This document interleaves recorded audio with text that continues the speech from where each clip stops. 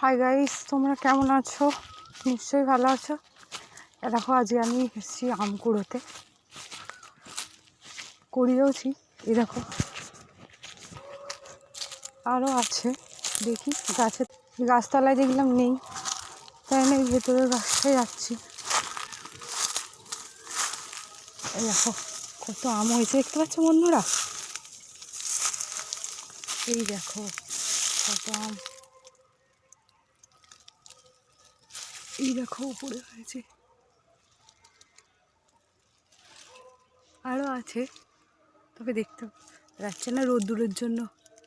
এই দেখো, তোমার যদি ভালো লাগে লাইক কমেন্ট ও শেয়ার করতে একদমই ভুলবে না। আজকে এই পর্যন্তই বন্ধুরা, টাটা, বাই বাই।